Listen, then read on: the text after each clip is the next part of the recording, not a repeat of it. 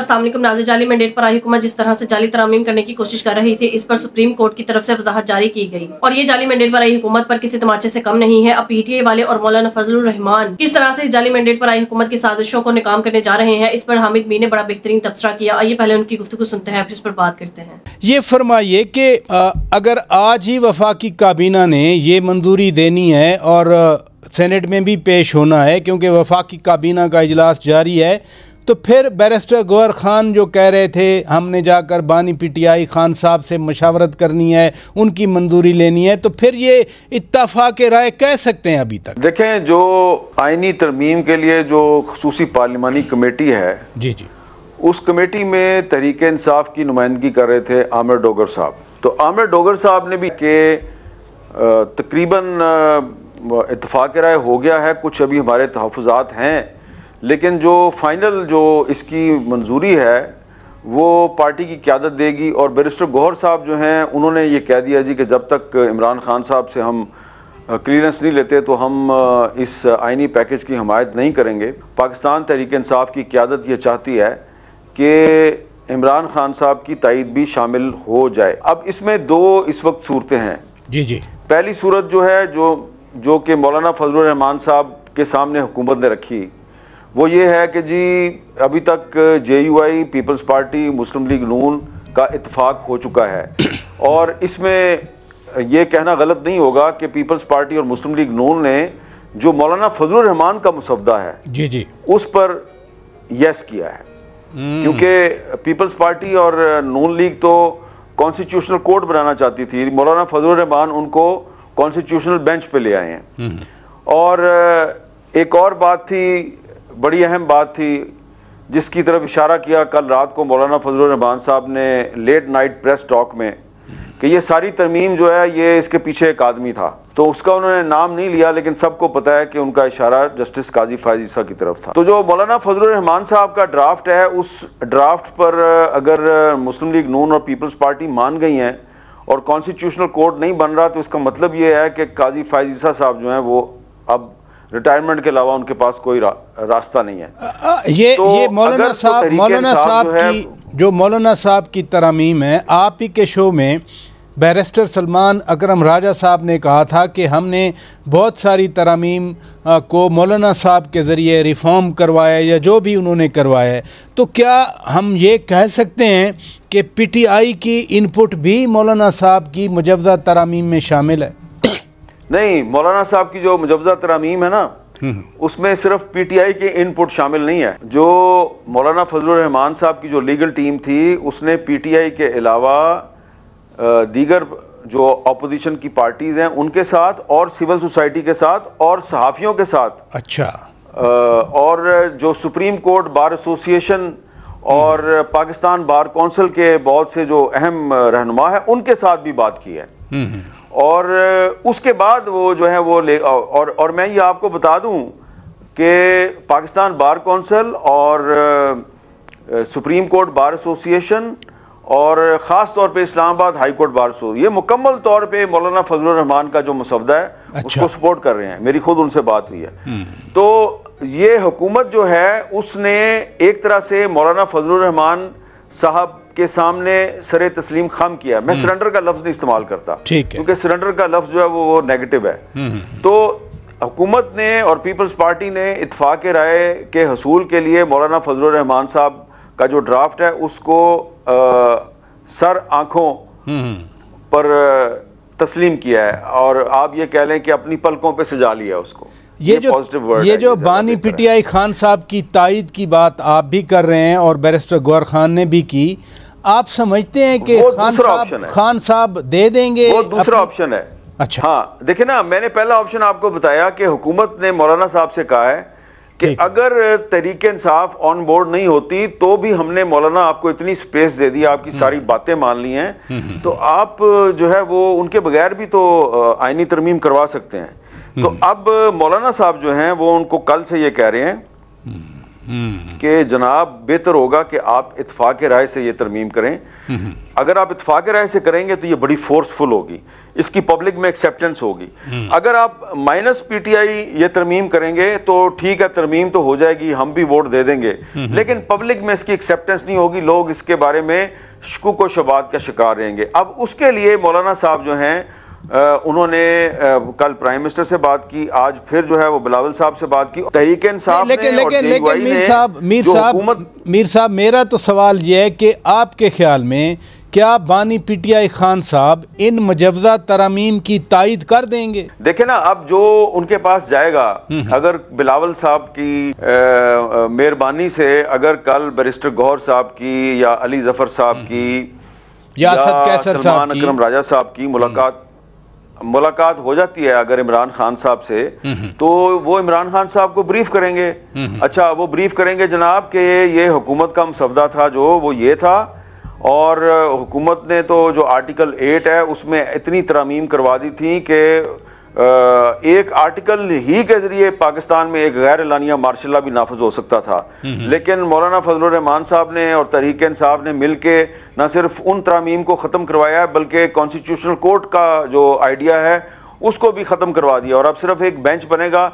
तो इमरान खान साहब को मेरा ख्याल है इसको तस्लीम कर लेना चाहिए। अगर तहरीक इंसाफ की तमाम बातें जो है वो मानी गई हैं थ्रू मौलाना फजलुर रहमान साहब, और मौलाना साहब की भी सब बातें मानी गई हैं, तो मेरा ख्याल है। और दूसरी बात यह है कि आज जो सुप्रीम कोर्ट के 8 जजेस का एक वजाहती खत है, एक और वजाहती बयान आ गया है, जी हाँ, एक और वजाहती खत आ गया है, तो उसके बाद तो अब इलेक्शन कमीशन ऑफ पाकिस्तान जो है वो भी कोई ऐसा काम नहीं कर सकता कि जिससे कि तहरीक इंसाफ को ये खतरा हो। लेकिन मीर साहब फिर देखे ना, एक बात है कि अगर वाकई हुकूमत चाहती है या बिलावल भुट्टो जरदारी साहब चाहते हैं या मौलाना फजलुर रहमान साहब चाहते हैं कि बानी पीटीआई खान साहब की तायद हो जाए, कल मुशावरत अगर होती है तो, लेकिन फिर अभी वफाकी काबीना का इजलास बुलाकर अगर वफाकी काबीना अगर इसलिए कह रहा हूँ कि अभी मंजूरी दे देती है तो फिर कल मुशावरत की कोई मीनिंग रह जाएगी? नहीं, कल देखे ना, वो उसकी वजह यह है कि तहरीक इंसाफ और मौलाना फजलुर रहमान साहब ने तो यही इशारा दिया है कि हम इस पे तकरीबन मान चुके हैं। ठीक है ना। और मौलाना फजलुर रहमान साहब का तो कल रात से जो ये मौक़िफ़ है कि हम इत्तेफाक राय के तो करीब पहुँच गए हैं। अब उनके जो कंसर्न्स हैं वो ये हैं कि उनके एक सेनेटर और एक एमएनए को डराया धमकाया गया है। सेनेटर साहब का भी नाम आपको पता है और एमएनए साहब का नाम भी आपको पता है, और एक सेनेटर साहब से मौलाना फजलुर रहमान साहब की पार्टी का राब्ता नहीं हो पा रहा था, तो वो मुझे बताया गया है कि जी वो राब्ता भी जो है वो अभी कुछ देर में हो जाएगा उनके साथ, क्योंकि मौलाना फजलुर रहमान साहब कह रहे हैं जब तक मेरा सेनेटर जो है मुफ्ती अब्दुल शकूर उसके साथ मेरा राब्ता नहीं होता तो मैं कल इसकी किसी भी सूरत में इस कॉन्स्टिट्यूशनल अमेंडमेंट को सपोर्ट नहीं करूंगा। और उनके सेनेटर्स जो हैं वो भी कह रहे हैं कि हम सेनेट में भी इसको वोट नहीं देंगे।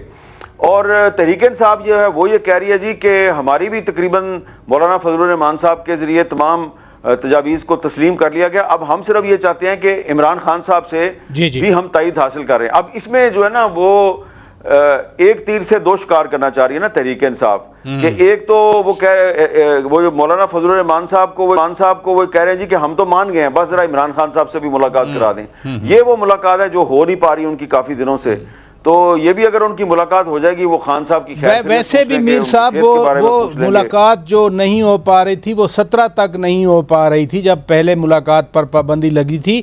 लेकिन मीर साहब आपने जजेस के वजाहती जो आज ख़त या फैसला जो भी कहें उसकी बात की, इस आइनी तरमीम में चीफ़ जस्टिस ऑफ पाकिस्तान की तैनाती का वो जजेस केस वाला फ़ैसला सजाद अली शाह साहब वाले फ़ैसले की तैनाती से हटकर अब 3 जजेस का पैनल जाएगा। इस मुजव्वज़ा तरमीम के मुताबिक एक तासुर है कि 8 जजेस या और जजेस वो पीटीआई को अपना ओवरचर दे रहे हैं या उसको सपोर्ट दे रहे हैं। अगर ये तरमीम मंजूर होती है 3 जजेस का पैनल जाएगा, फिर जस्टिस मंसूर अली शाह साहब या जस्टिस मुनीब अख्तर साहब वो तो चीफ जस्टिस नहीं बन सकेंगे, तो क्या फिर भी पीटीआई सपोर्ट करेगी? इसमें मुझे ये लगता है कि मंसूर अली शाह साहब जो हैं वो उन्होंने चीफ जस्टिस तो बनना ही है। ये मंसूर अली शाह साहब को चीफ जस्टिस बनने से रोकने के लिए तरमीम नहीं लाई जा रही। ये तरमीम जो है ये जो JUI ने और PTI ने जो इसमें अपना इनपुट दिया है, ये पार्लियामेंट और अदलिया के दरमियान मुस्तकबिल में किसी मुहाजराई या कन्फ्रंट्रेशन को रोकने के लिए की जा रही है। देखिए ना, अब इससे तो आप इनकार नहीं करेंगे कि पाकिस्तान की जो जुडिशरी है उसका एक किरदार तो हमारे सामने है ना, और ये इसी तरह, और अभी जो फाइज ईसा साहब हैं, तो ये माने या ना माने, इन्होंने पाकिस्तान की सियासत में बराह रास्त मुदाखलत की। सुप्रीम कोर्ट के बेंच नंबर 1 में बैठकर ये बराह रास्त हुकूमतें बनाते रहे, गिराते रहे। तो ये अगर आज तहरीक इंसाफ अगर अपोजिशन में है तो कल को मुस्लिम लीग नून भी अपोजिशन में होगी। जब ये तरमीम आ रही थी तो अदलिया में इस्लाहात के साथ साथ और बहुत सारी भी चीज़ें थीं। आज जो हमें मुसवदा सामने आया, क्या सिर्फ अब यही कुछ है या कुछ और चीज़ें भी हैं जो अभी सामने नहीं आई? अच्छा, अब ये सवाल आपने वो सवाल मुझसे कर दिया है जो कल और परसों मौलाना फजलुर रहमान ने नून लीग और पीपल्स पार्टी को किया था। अच्छा, लाहौर में भी।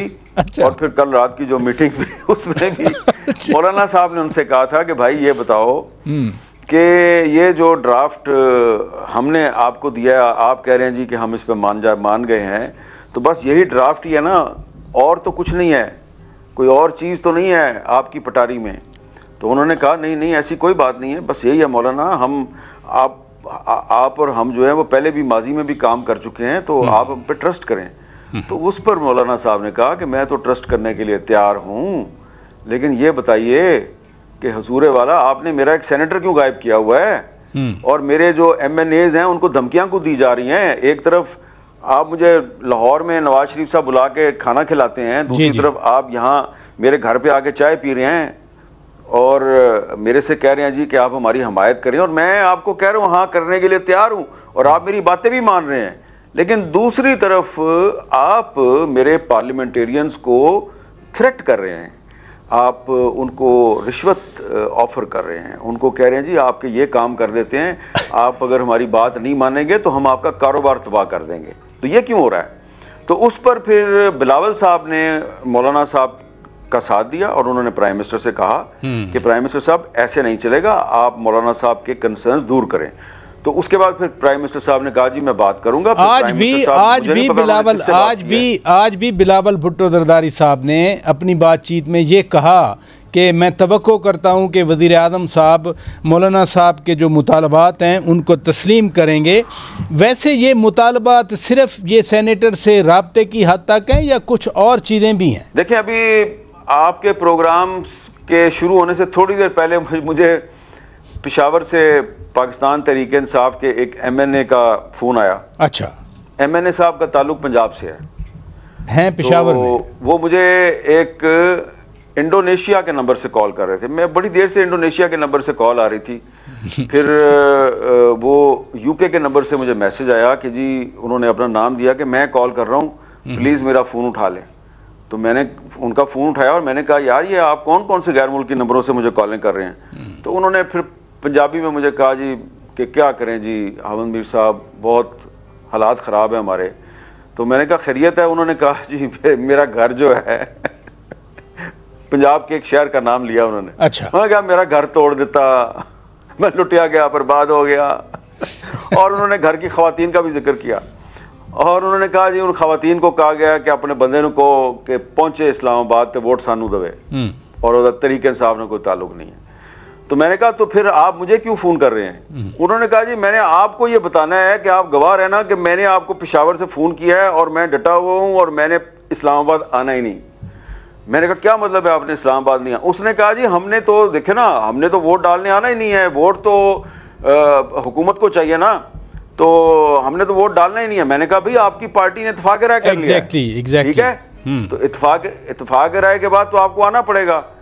उन्होंने कहा जी अच्छा ये मुझे तो नहीं पता, मैंने आपको सिर्फ ये बताना है कि इधर हालात बहुत ख़राब हैं और आपको मैंने सिर्फ ये बताना है कि अगर PTI ना रही और इमरान खान साहब जो हैं वो अगर सियासी मंजर से हट गए तो फिर खैबर पख्तूनख्वा का मुस्तकबिल PTM है। बस मैंने आपको ये बताना है।